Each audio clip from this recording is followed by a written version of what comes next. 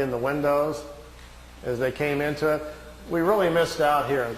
Billy shot, he said, 3 or 4 rolls of film inside the mothership, talking to people and going up and down the halls and so forth. He lost all of the pictures. They were all stolen from him.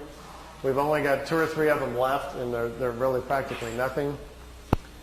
This is a prehistoric Earth. They're back in time. That's Earth in the background.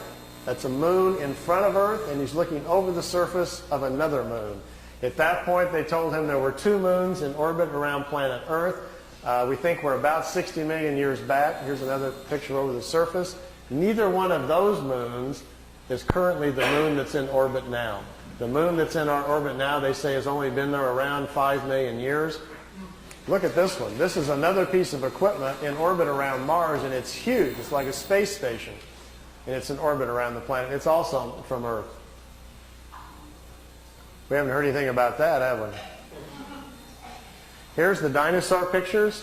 Billy's back inside the ship, and there's a viewing screen in the craft, and he says he's taking these pictures. Here's our first dino. He's got kind of gold-brown skin, got large hind legs, short forelegs, and a head that looks kind of amphibian, like a vegetarian type. Here's the second one. There's a bird here apparently dropping some food or something. Is that Charles? Charles dropped his food. This one's pretty hard to see. Here's the head of some sort of creature crashing through some bushes here. It's hard to tell. I know it's probably hard to see these anyway from back there, but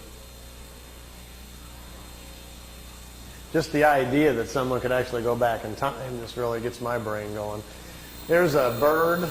There's his eyes, some pretty nasty looking teeth. And the last picture after this one is the strangest of all. It's a plant that has an insect head. Billy calls it a plantum. They were trying to explain to him how the evolution of different life forms goes. How, for instance, here's a plant life when the plants are the food kingdom of the world. When the plants evolve to a certain level of evolution, then these lower order forms, here's a small head, and this head is part of that plant. Here's these 2 little eyes. It's an insect, the beginning of insect life on the planet when the food kingdom has evolved high enough.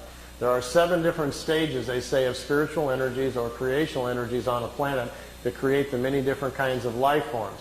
There's a transition from one kind to the next. Ours is the 7th or the last one. We have to wait until the animal kingdom has raised the evolution of the body material high enough so our cycles can start.